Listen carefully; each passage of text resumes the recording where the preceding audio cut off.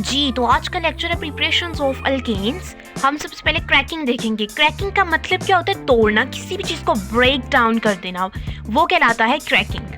Ji, cracking is the same of the process, same process है in which the hydrocarbons क्या होता है? Hydrocarbons इसमें हाइड्रोजन H और कार्बन्स इंक्लूड हो with higher molecular masses. High molecular mass हो, वजनी हो, हैवी हो, लेसर इन डिमांड और कम हो, डिमांड्स में वो कम हो, are broken up into small hydrocarbons और टूट जाए दो हाइड्रोकार्बन्स में। किस तरह देखें, सपोज करें ये एक मॉलिक्यूल्स है भरा सा, ठीक है, यहाँ पर हम मॉलिक्यूल्स बना सकते हैं या एटम्स चले बना देते हैं, एटम्स, ये एटम्स है, ठीक है, एक भरा एटम्स है, इसने टूटना है दो छोटे एटम्स में, टूट गया, दो छोटे एटम्स में टूट गया। इसको क्या कहते हैं? इस प्रोसेस को कहते हैं cracking.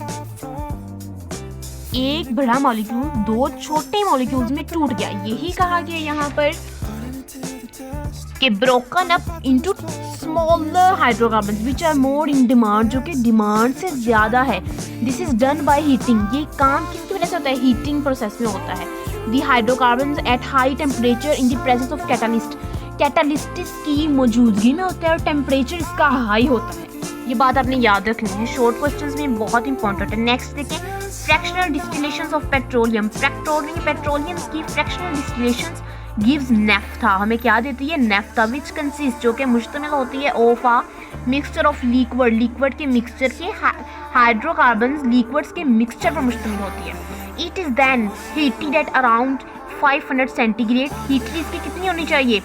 500 centigrade in the presence of catalysts की carboxylate to give the hydrocarbon. Zeolite कहलाती है और देती क्या है? Hydrocarbons which have 5 to 10 carbon, जो कि रखती है 5 to 10 कार्बन एटम्स।